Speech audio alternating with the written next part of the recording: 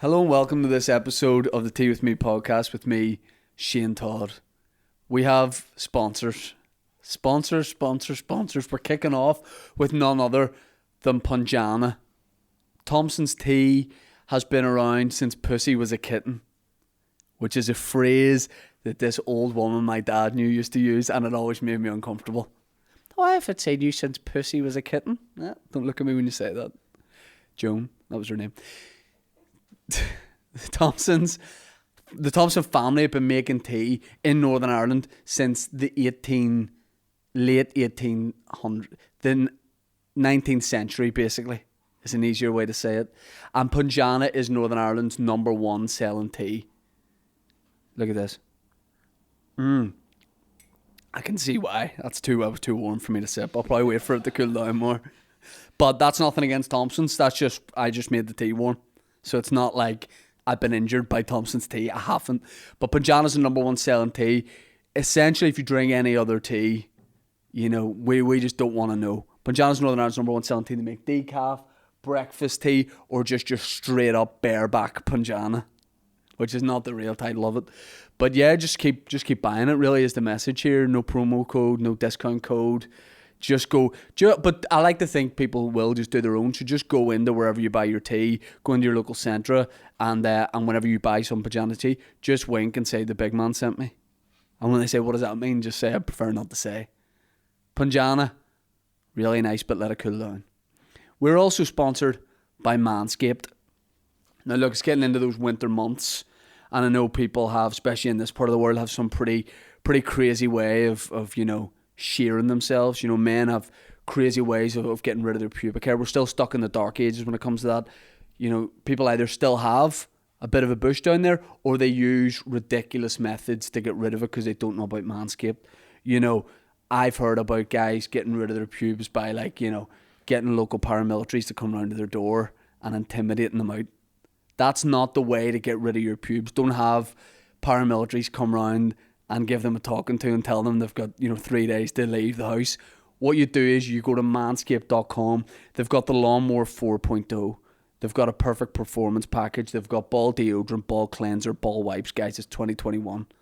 What are you doing with your pubes? It's coming into the cold weather, so you need to get sorted down there, because it's a bit like doing a deep clean of your car. Hear me out on this. During the summer, you're cleaning your car all the time. It looks great inside and out. But when it comes to winter months, you leave stuff in the boot. Oh, it's too cold to go outside. I'll just leave that till the weather gets good. Don't be like that with your pubes. Imagine it's the summer. Keep taking care of it. Get yourself sheared. Shear a friend. You got a mate, you got a cousin or whatever, or neighbour. You go round to their house, get them a fresh fade down below. Use the code teawithme for 20% off free shipping. They've got all products like this, which has wireless technology. And we've just finished using that in the studio, and everyone is a bit lighter. Put it that way, especially Dan. That was ridiculous, Dan. So use code teawithme for 20% off free shipping. The link is in the bio. It's a guest episode today. My guest has maybe been on the pod. This might be the third time, but it's the first time in person, in real life, human contact, human flesh. My guest is, no joke, this is 100% true, I'm not just saying this, and if any nerds know a scientific way to work this out, you can, the most listened to music artist in my car. And I don't know if that's an accolade you've been chasing, but you've got it. It's Ryan McMullan. Hey. Ryan, honestly, I listen to your music in my car more than anyone.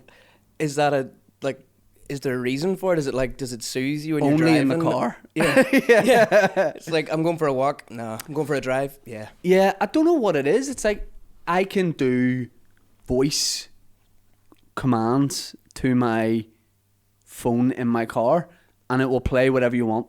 I know people might not believe me. I press this button, I go, play Elvis. Name me an artist. Elvis? Play Elvis. Elvis Costello, it doesn't matter who it is, I'll play it, and I always just play Ryan McMullan, I shuffle through it. Right. No one do I listen to more than you. Do you think it's because we have the same sort of accent, so it's like, he must want that guy. It's like, play Elvis. Oh, he said Ryan McMullan, didn't he? Yeah, it's pre-programmed, but yeah, no, I'm a big fan. I got to say, there's so much I want to talk to you about, but I got to see you perform a couple of weeks ago. You were on with Dermot Kennedy at Belsonic, and it was great. I was really into it. I'm glad you were quite far away because I was like really singing. Yeah. You know, do you find that weird when you look in the audience and people are like really going for it? I always find it funny whenever you look up and you just catch someone that you actually know, and they're looking, and you're like looking at them as if I can see you, and they're looking at you going, is he looking at me? And it's just this weird like 20 seconds of like, yes, I'm looking at you, like wave at me back. Like your old chemistry teachers just belting it out in the audience.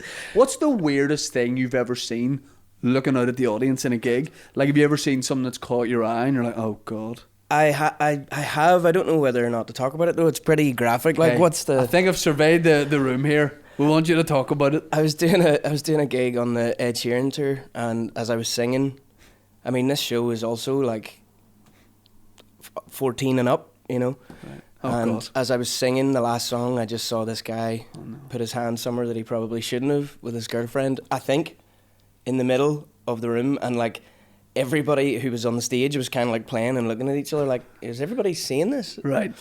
So there was like kids about, but this guy and the girl just didn't give a fuck? Yeah, but also I don't know what age they were. Like, they looked like minor, like... Right. So it was kind of like, what the hell? And then you just saw the security come over and like break them up, and I was like, that must be the most soul-destroying thing to have to do. Excuse me, can you stop fingering your girlfriend in the middle of this gig? Yeah. Yeah, that was pretty disturbing. But when you're at that age, you don't care. Like, I remember snogging at a bus stop. Remember you used to just snog at a bus stop and you didn't care? Do you hear? Not that long ago, I drove past two like teenagers snogging, and I beeped the horn and went, "Yeah!" And then I was like, "Why did I do that?" I thought you were going to say, not too long ago, I was snogging at a bus station. No. Those days are way behind me. I would love to, like, but no, those days are way behind me. I'm trying to think of anything really weird at a. It's weird when you see someone that's not into it, and then one thing gets them, but it's a real weird thing. Yeah. And you're like, why was that the thing that you laughed at? Like a real dark thing or something like that. But yeah, do you watch a crowd much when you're on? Or are you just looking out in their general direction, or are you able to focus in on things when you're singing? It's a bit of both. Like, I kind of like to, I'm always told, like, you have to look up and, like, look as if you're looking at people kind of thing. But I'm quite shy, so I'd be like, oh shit, they made eye contact, fuck. But there was one time, this is actually the most terrific story that has really ever happened. Please tell me it's not more teenagers fingering No, each it's other. not. No, but it's close enough. No, it was, I was doing a gig in the Black Box, and I was telling the story. I've got this song called Letting Go for a little while. I listen to it quite a lot. Yeah, and Do you want me to sing it? Yes. No, And I was... and I'm late. Sorry. So I was doing the gig, and the song is all about like saying goodbye to my parents. But whenever you go on the tour and people talk to you about the songs, they're like, "Oh, this song is like my daughter and I's song because she went to university and we're just letting go for a little while," and all these kind of stories. And then I started telling one about a sister and a brother. The brother had cancer and like he was going to die, and this was their song, kind of a thing. And as I'm in the middle of telling this story, and there was 2 shows that day. One was at 5 and one was at 7. And this was the 5 o'clock on a Thursday, so you think, safe enough. This girl was steaming, and as I'm in the middle of telling this story, she goes, "I'd buck the fuck out of you." and I was just like, I feel like there was definitely a better time to say this. And also, what the fuck? And then everybody in the audience just like turned on her, and basically she just left because everybody was like, it was just ridiculous. Imagine that. Good weekend, was it? I got thrown out of a gig. He was in the middle of telling a harrowing story, and I just wanted to tell him to buck him. There is something beautiful about that, though, in a way. You know what I mean? Like, fair play to her for just... Yeah, and it was flattering. Like, I'm not beyond the compliment. Like, I get it, but just pick your moment. It is weird in the audience. They would also turn on her for that. Like, in a way, like, in a dark way, that is funny. Yeah. Don't be telling him you buck him. I just imagine her looking at her friend being like, "I'm going to do it now." And her friend's going, "Not now, no, now."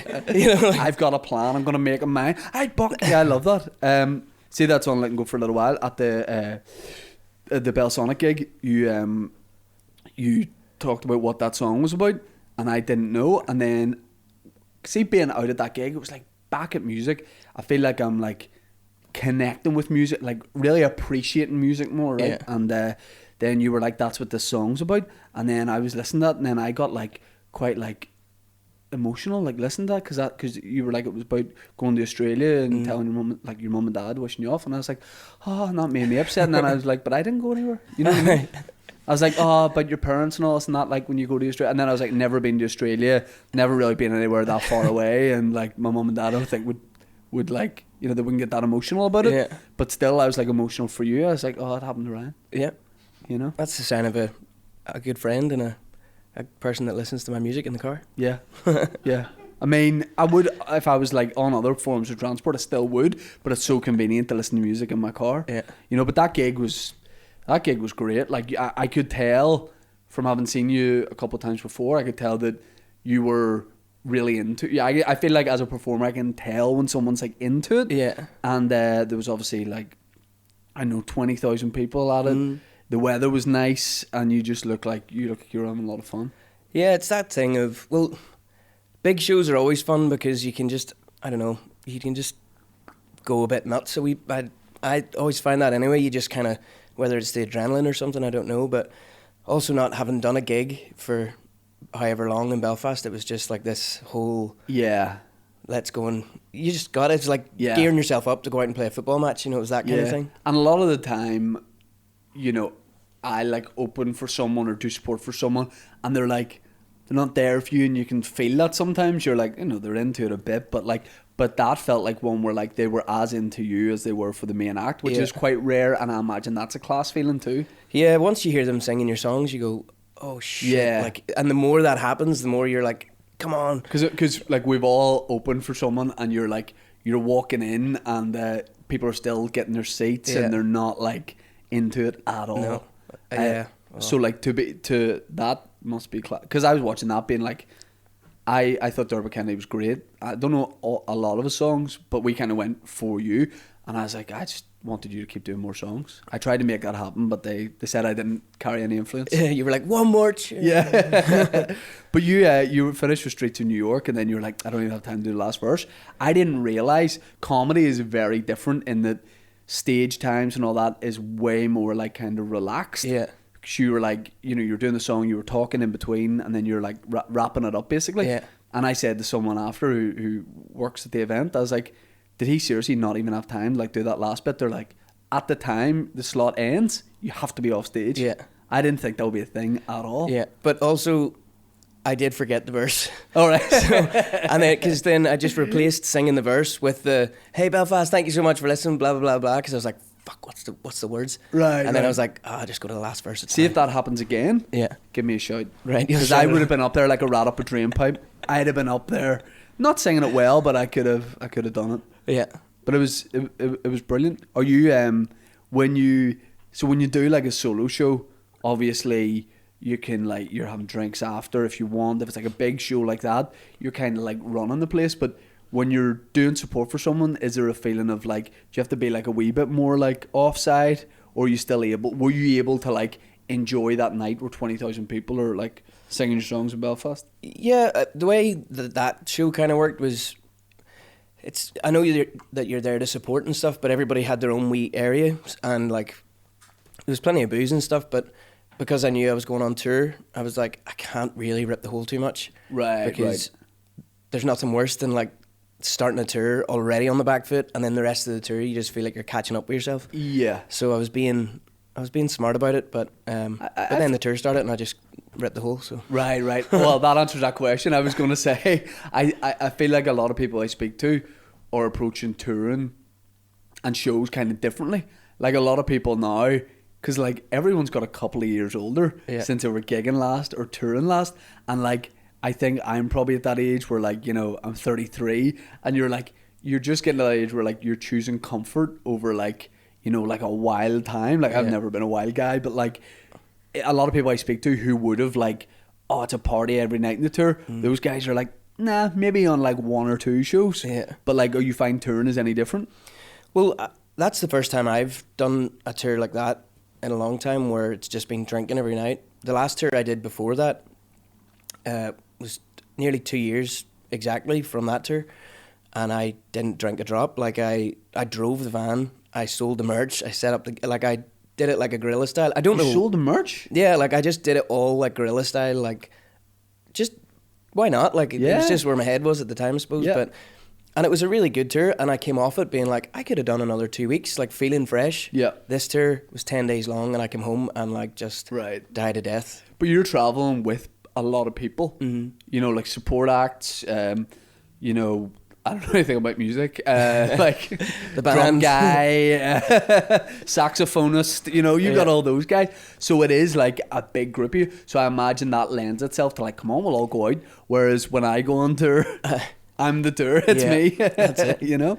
So it's like, it is quite different, but I'd imagine it's like a real party feel, like especially being able to like get back on a tour again after so long off. Well, I kept calling it, I called it the Margarita Tour because we got margaritas every day, but I kept calling it the Rediscovery Tour because we hadn't done it in so long.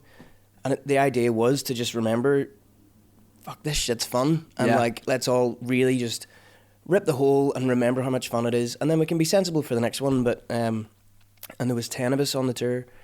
First time I ever like had a tour bus. I've done tour buses before, but not actually as the main act. Yeah. So it was just all kind of like, it's all, as you said, lends itself to just... And then even whenever you were hungover, I always call the stage Dr. Stage, because no matter how shit you're feeling after the show, you're like completely cured.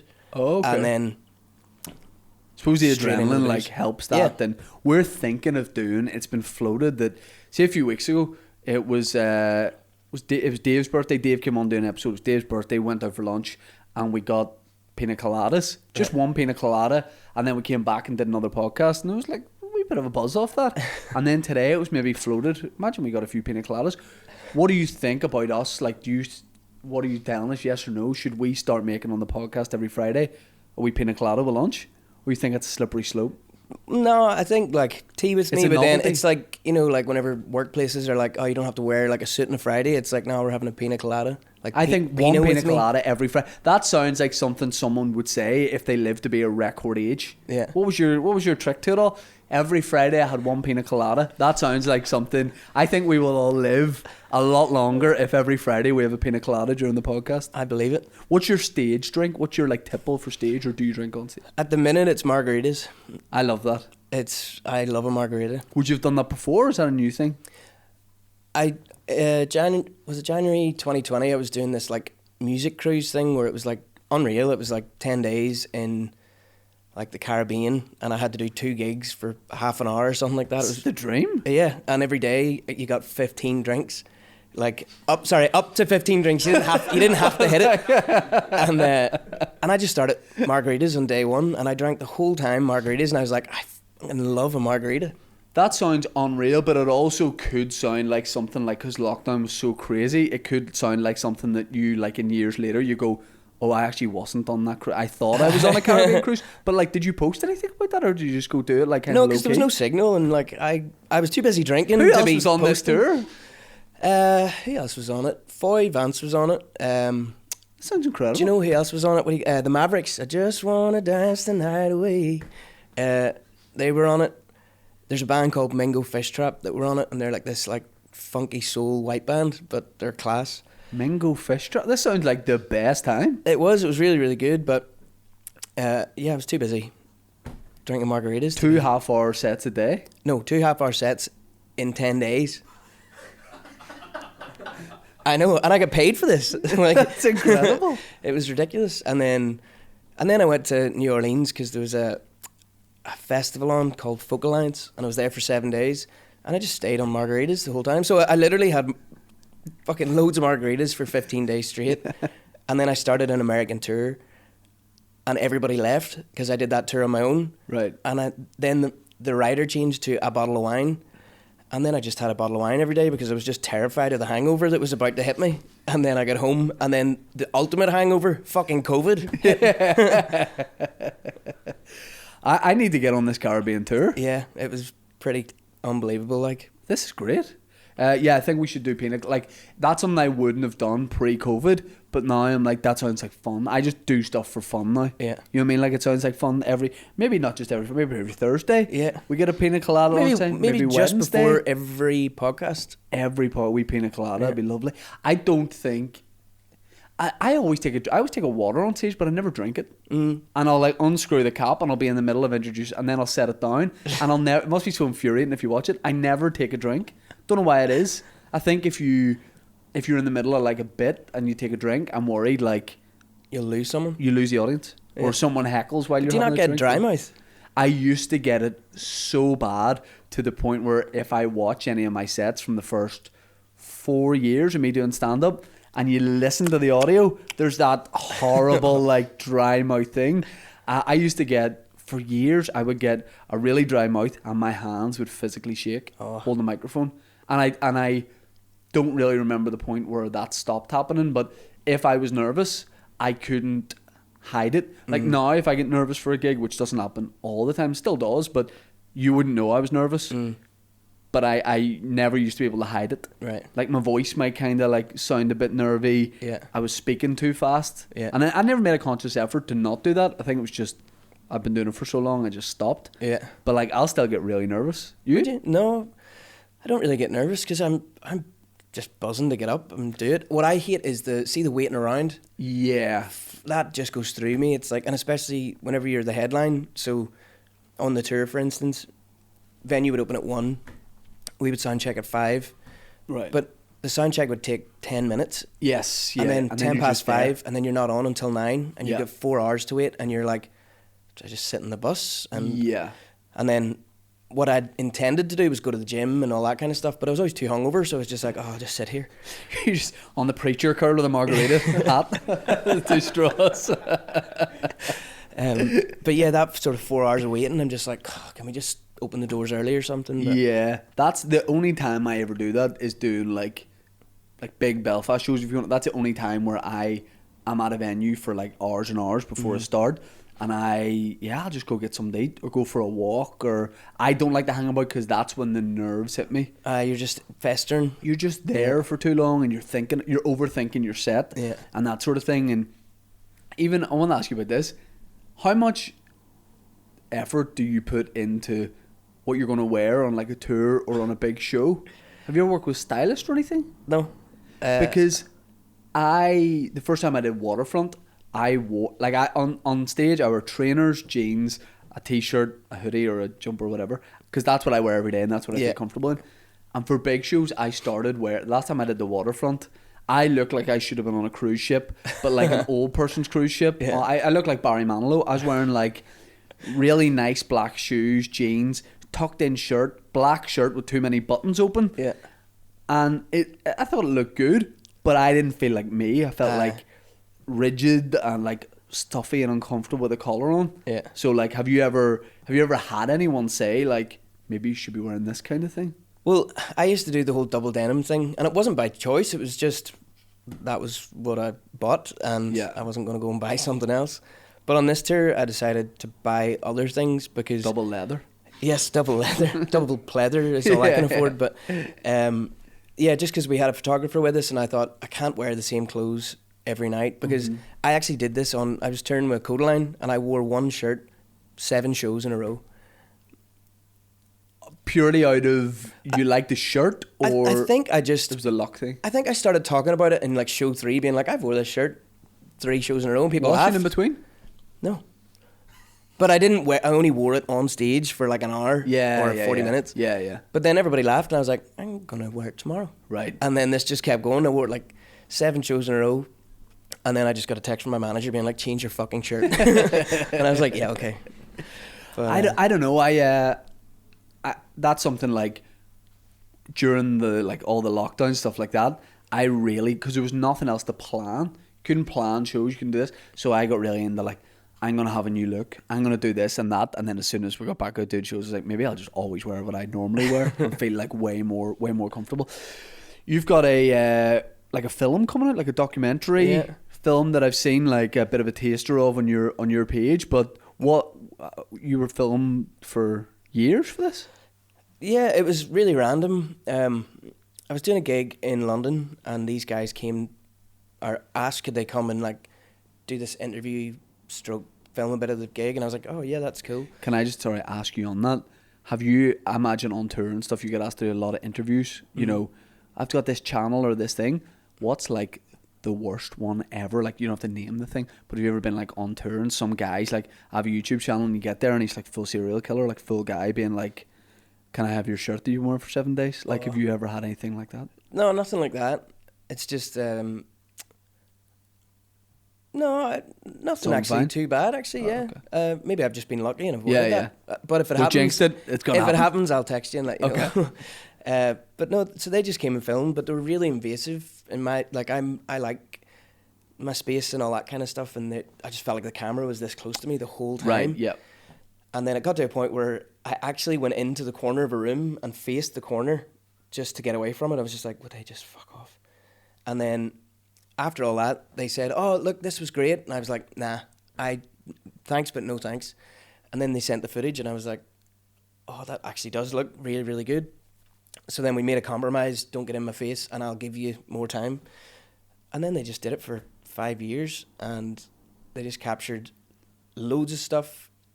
We kind of missed a few opportunities, like the whole Snow Patrol tour that I was playing keys. Yeah. Like, you, for anyone who doesn't know, you basically like joined the band. Yeah, like a wee honorary member for a couple of shows. It was like 21 Which is shows. very cool because like when we were growing up, like you were obviously growing up with Snow Patrol kind of. Yeah, and like playing Run and Chasing Cars with the band, it was like holy shit. But we didn't get any of that sort of footage. But other than that, it's pretty much there's the Ed tour and there's like just nostalgia stuff, and then sort of starting to record the album. Did it feel after a while like they weren't there? Did you get so used to it where it was like? It was nice to like. It was good because I got used to the people, but I don't think I'll ever get used to a camera. It's like that's why I'm a musician and not like, you know. I just every time one comes, I'm like Chandler in Friends. Whenever he sees a camera, it's like that's pretty much me. And also, I think I'm okay on this documentary because I'm either drunk or I'm in the middle of getting drunk. If you watch it on Sunday, you see there's not one scene. Subtitle the whole thing. Yeah. There's not one scene where I don't have a drink in my hand. And I'm like, it's as if they knew. They were like, we'll not ask him until he's drunk because then he'll answer. Right. And that's kind of what happened. And was the plan from the start of that, look, we don't know what this is going to end up as, but let us just keep shooting. And then it just grew and grew because that's a long process of documenting something for 5 years. Yeah. So was there a plan the whole way through, or was it just let's see what this is going to become? I think it started as just let's see what it can become, and then I think they figured out that I wasn't going to be the next Ed Sheeran, because no one will. And yeah, then I started talking about album, and then it kind of just started focusing towards the album, which is still not out. So the documentary about the album is coming out before the album, and it's completely changed. But that's very interesting in itself, that like the whole thing that they were doing didn't happen, but it's something different. Yeah. It's just a guy drinking in different cities. Yeah, pretty much. Which is like, it's like Parts Unknown with Anthony Bourdain, but it's just margaritas with Ryan McMullan. I feel like if they wanted to be dicks with it, they could have really just made it rinsed you, like yeah, really just me being drunk the whole time talking absolute nonsense. Were you watching footage as they went along? Were they send you stuff, or when you watched the final thing, was that the final? No, that was the first time I saw it. It was in Galway Film Fla, and I just watched it kind of like creeping or sinking into my seat, like would he ever fuck up? Like, did you get emotional at any point watching it? There's a few scenes where like it's like nostalgia points. Like the first time I ever toured was 2016 with Foy in America, and two of my friends came, and there's just bits of footage that I totally forgot happened. And like there's one moment where we have a GoPro and we jump into the pool. I just totally forgot about it. So when I saw that, I was like, oh, for me that was lovely. But yeah, it's for me it's really hard to watch, but I'm sure if anybody filmed themselves even for half an hour and then tried to watch it back, they'd be like, oh, fuck. What's the moment in it you think that people will, without giving away, but what's a moment in it where you think people will be like, oh fuck, like is there like a moment in your career in it that's documented that like was huge for you, or you felt like that's incredible? Nothing really in my career anyway has kind of went poof. I got the Ed Sheeran tour, so that was kind of the big, going from playing to 40 people to 18,000 in 2 days. You know, that was a big thing, but we didn't.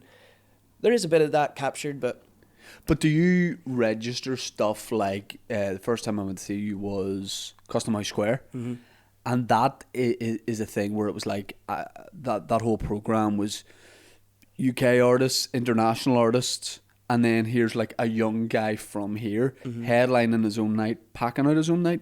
So, do you when that was happening? Were you being like, fuck? Or are you very much just like thinking about the next thing or like... Well, on that show, I was on the Snow Patrol run and we just did 2 nights at the Sydney Opera House. Right. And then the next day I flew home. The next day did that show. The day after did a song at the All Ireland final in Croke. And then the next day flew to China and did the next gig with Snow Patrol. Fuck, so, how many margaritas over that week? So that was I mean, I genuinely, I can remember the Custom House Square show, but I can't for the life of me remember that China show. Does it blur, like, does it all kind of blur into, like, one thing or 1 month as opposed to, like, individual moments? Yeah, like, whenever I'm sort of the headline, you kind of, there's always footage so you can look at it and then almost piece it together, but with the Snow Patrol stuff in that instance, it was just a complete blur. But yeah, I got a steak in China, biggest mistake of my life. Why? It was just the worst steak I've ever had, and it was 50 quid. Like pounds as well. Like yeah. I just got it and was like, why the fuck did I get a steak? Why would I not get like authentic Chinese food? Yeah. Like gravy half and half? Yeah. When you do like shows in the likes of China and that kind of thing, is there, like, I don't know what that gig you did was, but is there like an expat crowd there too? Like, was that show you, or was that part of the Snow Patrol tour? No, that was back onto the Snow Patrol tour. Right. I don't think there was any expats in China, but there was in Thailand, and it was just so typically Northern Irish because Gary was singing, do you know the song, I think of home I often do? And one of the lines is, I remember trips to Derry. And one guy goes, it's Londonderry. And he was local. He's just a Thai guy. Yeah. And you could just see Gary's face just like, fucking hell. Then he pointed at you and went, I'd buck him. Man, I don't, like, do you think that so I've never like done, like, toured or done gigs like anywhere other than like the States and Canada, like no like touring in different countries. But in my head I'm going, if you're somewhere like that, like China or Thailand, you'd go and you'd see all the sights when you get there and you'd take in all this culture and you'd go do this and go do that. Is the reality of it you're like just into the show, on to the next place? Yeah, that's especially on that tour, because being in Snow Patrol for that sort of time, it was, you get off the flight, you get into this like private car, it dropped you off at the beautiful hotel, you went up to your room, the car was picking you up at 8 to go to the gig, there was no sound check, you just walked on and did the show. It was absolutely mental. And then straight off into the car, back to the hotel, there was no hanging around. Unbelievable. Like, it would be incredible to ever get to that point. Yeah. But it's just a completely different lifestyle. And even there was a point where we were in Kuala Lumpur and the only other 2 actual members of the band that was there was Gary and Nathan, but they both flew home because there was no other shows. So I was the only member of Snow Patrol in this, and they actually treated me like I was Snow Patrol. So right. Like, it was unbelievable. Like they gave me a shot of, like, do you ever hear that scotch called Louis? It's like Louis 42 or something. Right. I don't know what it is.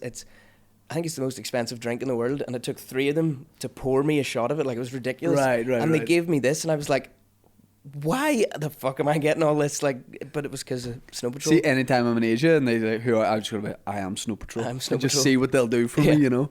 I would, like, that all would get lost to me if they're like, this is the most expensive drink in the world. Like, I'm very much like a woo-woo guy, you know, like I'll drink woo-woos, like Hindu cocktails is my kind of thing. Like, take me to a Wetherspoons and be like, we've got this jug of Blue Lagoon, and I'm like, yeah, yes, that's what I want.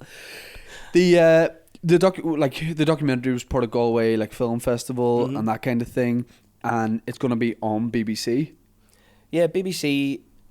I think it's going to go on the iPlayer as well. Yeah. But it's it's just surreal. Like, having I love music documentaries. Like I could watch them all day, every day.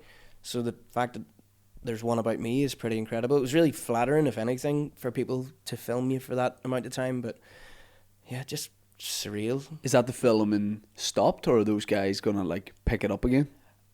I don't know if they'll pick it up again. I might though. I might, because that's the thing about this. I didn't have any creative control. I certainly did have a conversation and stuff, but like, this was their documentary. So I might do the next one myself, not like filming myself the whole time, but selfie like, stick the whole time. Yeah, like just do it ourselves and then actually pick our own narrative as opposed to especially if you're like recording the album, and like I love is it Supersonic, that the Oasis documentary, which is mainly just about recording an album. Like I love that. I don't know whether it's what's mad about them is because I'm a great singer or no, because I like do some sort of performance. I'm watching. I love seeing that process. Especially when it's like creative difficult at times, and you see like these songs like from this Oasis album that that are anthems. You're like, well, they probably like took months to write that, and they're like literally the night before they're like, let's try this. And you're like, how? Because that's such a great song. They went from King Tut's was their first main show, which is 300 people, to Nebworth. In 2.5 years. If I was me, I'd die. Like I'd end up like I couldn't handle that level of like jump up so fast. I think that's why they stopped. I think they were kind of like, well, there's only one way to go and it's not up. Yeah. Freaking crazy. Who would be your dream person to support? Say they were like, you can go on tour with anyone. Kanye. That'll be a lot of fun. And I mean that like genuinely. Like imagine that behind the scenes. That's what I mean. And then also like, he's unbelievable. I guarantee you every show would be different. It would just be mental, but in the best way. I would see him in Dublin about 5 years ago, maybe more, and Pharrell was doing support. Pharrell Williams doing support, and so I was like, and it was it was outdoor, Phoenix Park, weather was brilliant, and Pharrell came out and did like a couple of well-known songs, NERD songs, but he just put an album out, so I thought he's just gonna play the album start to finish. He doesn't need to be on tour here, but he did like all the NERD songs, all his like well-known solo songs, and then he was like, I'm just gonna do a hip-hop medley here, and then he just did like Nelly Hot in here, and he was like, it was the ultimate like pleasing the crowd set, which I thought was incredible. He was just like, here's what I think you want to hear, and he was brilliant. And then Kanye came out and he had like the mask on, like the diamond mask, and he comes on, it's like a 7-minute start to the song, and then he gets into it, and then he's like, no, he goes, we're gonna restart it, do it again. And I was like, great to see him. Like, I've always been a big fan, but I just wanted the hits. But that's probably like a spoilt expectation for an audience member to have. But like, it felt like at the end he started to get into it, and he was giving you a few of like, didn't even want the hits, but like he just put out the I don't know what the album was, the Yeezus album. Even like a load of songs from that would have been great, but it was like he was like making them like double the length, and I don't know, I enjoyed it, but like it wasn't the gig that you were expecting. No, but I would have liked to have seen his Backstage. I can't imagine he does what I do, which is, I can't imagine for a big show he comes in, he like meets the sound guys, and then he goes, right boys, I'm gonna go to Nando's here with a few mates, and then I'll be back and just drinks tea and irons. I iron backstage. Do you? Yeah, I iron what I'm gonna wear. Makes me feel like real relaxed, real therapeutic. Right. Really enjoy it. I mean, ideally I get someone to do it for me when I can afford it, but at the minute I'm doing it. Would that make you more relaxed watching them iron your clothes? Oh, wouldn't that be amazing? This is so relaxing. But I think sometimes you get too relaxed before a show. I've definitely had that. Yeah, you can do that. I'm lying on a sofa and then I go on, because some people sleep before they go on. You ever heard of this? Yeah. Like a nap before you go on? I couldn't do that. No, I did it once, but it was my birthday and I was steaming. And it wasn't a nap, I passed out. So there's a recurrent theme here. That was in Cardiff, and you know what? They should have got their money back. The last time we were chatting was like the middle of COVID and no shows happening, and that we were both like very frustrated at no shows happening. Do you look back on that time and think you made good use of your time when you couldn't perform? Like, were you doing a lot of writing, and were you able to do other stuff? Yeah, I definitely didn't make great use of it, but at the same time, I kind of feel like that was what I needed as well. Like, I think doing the 5 years of flat out, I was due a bit of time off to think, and yeah, I was frustrated a lot and all that kind of stuff, and I tried my hand in like video and stuff, and like trying to edit my own videos, kind of stuff, but not a lot of real productive kind of time was spent really. I didn't drink half as much, and I was exercising, so I lost a load of weight, which was good. Put it all back on in one fucking tour, but yeah, no, I wasn't. What about you? Were you productive? Yeah, but I feel like I had to be. Right. I feel like I had to be because we just had our son, and it felt like a lot of pressure to make money, to make money and to do something. And at first, it was like straight away. I just turned our spare room at the time into a nursery for him, right. but he wasn't going to be born for like another 3 months. So as soon as I'd done that, they were like, "It's lockdown." I was like, "Get this cot out of this spare room," and like rebuilt. Like I say, rebuilt. I dragged a wee shelf in and put a chair in it. But I was like, right, I'm gonna do the podcast from here, and I'm gonna. I feel like completely out of necessity. I worked really hard during that time and had to do a lot of stuff, and even like the podcast was probably the best thing to keep me doing something, because it was like, well, this has to be out for this day, as opposed to like I have no plans. It was like I still had deadlines, and then other bits came up here and there, and exercise. Like I don't know that many people who didn't like get into exercise. That was brilliant. It felt like you were training for a boxing match or something. Like go for a run. You know, my wife's in the car beside me, motivating me. You know, just throwing me snacks and like working out and stuff. Yeah, I mean, it's difficult to say, and loads of people I know have been like, you can't say you had a good year, like a good lockdown, but it felt like a good year of like development. Almost like I feel like I'm like a bit more rounded because of it. You know, like I'm approaching shows. I've always like approached shows well with like the right intentions, but every gig now feels like I feel like so lucky to be doing it. So I'm like buzzing. Gigs I might not have been buzzing about before, but I would have still put effort into. I'm really into it now. You know, and I probably got to a time where, you know, if someone's like, "Do you want to come down and do 5 minutes at this? Try some material," you know, unpaid, obviously. There might have been a time where I was like, "No, maybe stay in the house instead." Now I'm like, I'll drive anywhere to do any gig. Really, I feel like, because I'm making the most of being back on stage. But you were, I mean, you were doing stuff with the Arts Council. You did a song with the Ulster Orchestra, which is brilliant. Like that was a nice collab. Nice link up. Yeah, that was the first time I heard music, like in a room. And it was an orchestra.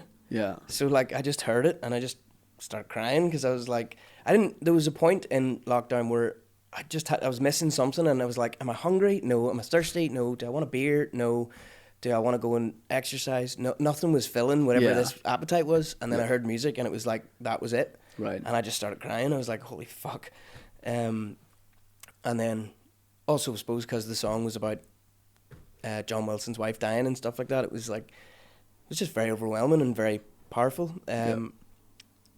But it was just, it's just kind of mad to think about not hearing music for so long, like in a room like that. And then even as you say about the gigs, like not appreciating them, there was definitely gigs I've done where I've just been like, I can't be arsed with this. Like you'd be an autopilot, or and like you'd be somewhere like, I can't even remember the name of the bloody Slide or place. wherever we name. Like Bumblefuck, Idaho, something like that. And you'd be there and you're like, I can't be arsed for this gig. And then you realise there's 200 people from Bumblefuck, Idaho here to listen to your music. Like, how can you not be grateful about that? Just mental. I don't know if this place is real or not. Well, I don't know. That's for everybody to go home and to Google. But you know, it's like you're going to this place that you've no ties to this place at all, and there's 200 people coming to watch your show. And you're almost ungrateful. You're like, I don't want to do this gig. I'll never do that again. I nearly did it on the tour. We were doing a gig in Leicester, and as people call it, Deprester, and it was a sold out show and all that kind of stuff. Yep, there it is. Leicester City, man. And I think we ripped the arse the night before, so I was just a bit hungover, and I was like, and then I just snapped straight out of it. I was like, you're not allowed to do this anymore. And it turned out to be, if not my favourite gig on the tour, like top 2. But I had to snap myself out of that mentality, because all of a sudden you just fall right back into it. But Yeah. Is there anything out of the ordinary you want to do in the next like year or so, like music related or not, or is there a kind of? I wanna act. Yeah. Yeah. I might have a Oh. wee part. What kind of thing? And do like drama or stage or? I think comedy the first or thing I would whatever? need to do is actually the easiest of easy, like just an extra kind of thing. Yeah. I don't think I could ever do like the dramatic thing because my brain is like a sieve unless it's lyrics. Right. I can't remember anything, like Yeah. names in particular. Like people walk past and they're like, "Oh, hey," and I'm like, "Hey." Yeah, Like, yeah. I recognize your face, but And it's your parents. yeah. It's like, "Hey, Paul, brother." Yeah. Yeah, so I don't think I could ever do the big dialogue things. Have you ever but, done school? You ever do anything in school, like any drama in school or anything like that? No. Neither did I always stayed away from it all. I was Same. always playing football. Yeah. Even music, I was told I should do music as a GCSE, and I was like, no, but you have to sing in the choir. I just want to go and play football in my lunch, because how unfair is that? It's like, oh, I want to do music, right? Well, your lunchtime is now in the choir. It's like, Yeah. so no, I haven't done anything like that, but I might be doing something soon, which will be, I'll tell you about it off camera. Is it? But is it something that's happening, and you're gonna be in it? Yeah. Well, they could cut me. They might go, that was shite. Right. Yeah. And you being you? No, I'm not being me. No. Right. I suppose that's acting, isn't it? Yeah. Yeah. I mean, I think I'd like to do. I'd like to do more acting, or any act. I don't act. I'd like to act. But like, I think if it was dramatic stuff, I think I could overdo it. You know, just get really dramatic. Yeah. I don't know if I can act or not. Like but I would like to CSI find out. Larn kind of. Yeah, and it's just like an ad for fucking Harry Corey, and I'm like, we need curtains. Like, for some reason, I always heavy breathe anytime I do an audition. Like, I've done so many auditions. Have you? Yes, and I get none of them.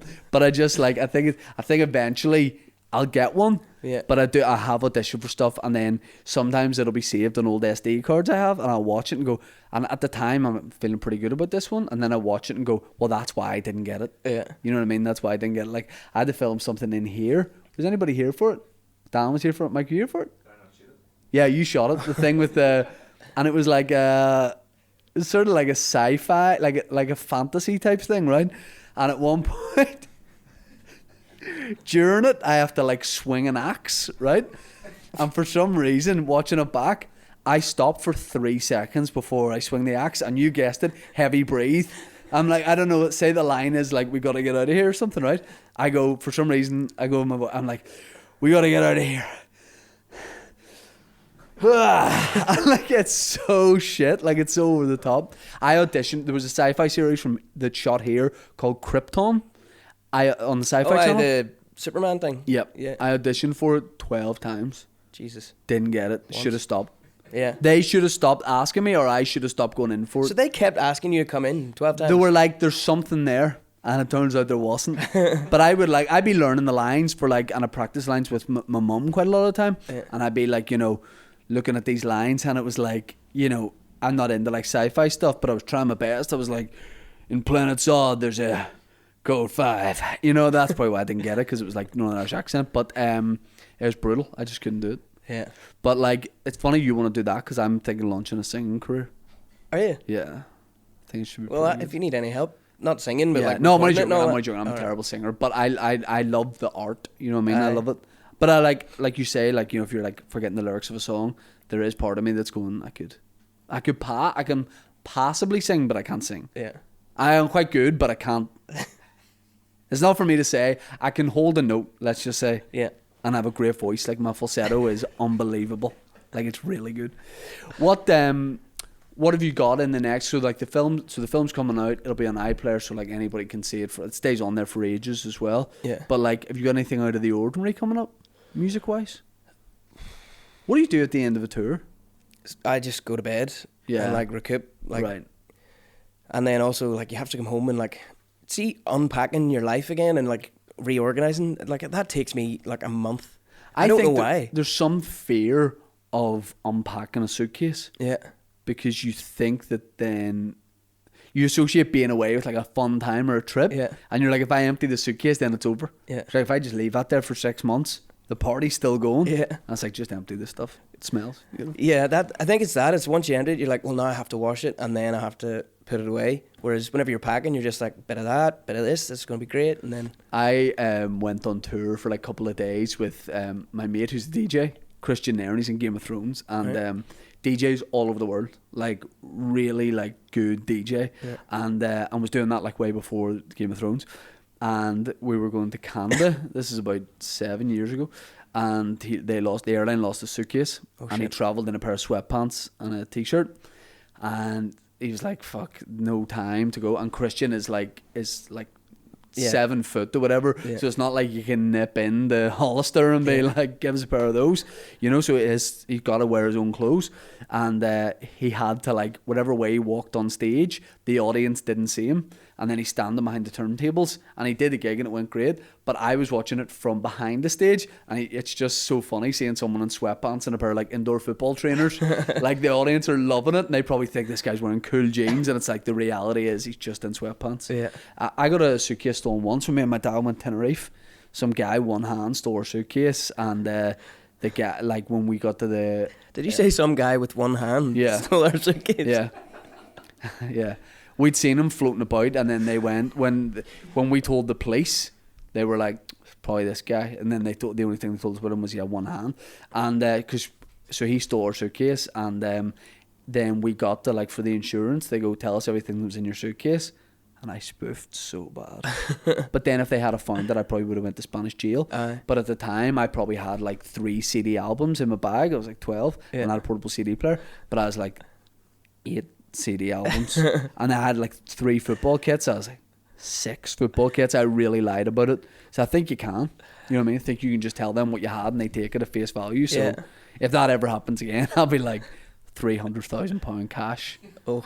And like, a leather jacket and I don't know, just things I'd like to have. I'd love to have a leather jacket, but I could never carry it off. Yeah. I have 2 in the house that I've, like, I got one for Christmas and it's class, and every time I put it on I'm like, nah. Right. And it's just like, just hanging for 2 years now. It's just hung, and I haven't worn it once. Yeah, I can't wear a leather jacket. Yeah. I'd love to be able to, and I'd love to smoke. Yeah. But I just can't do either of those things. No. I just don't have the look to pass it off. No. You know?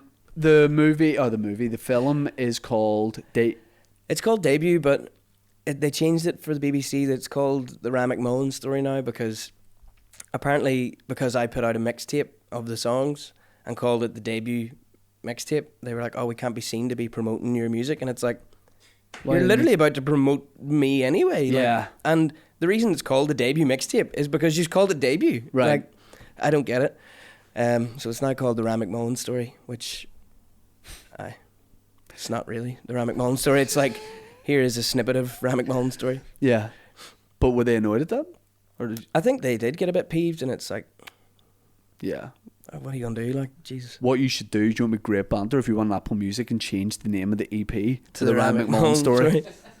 The day it comes out. I wonder if I could just even do that as a joke. See and tag if you can do it on your phone now.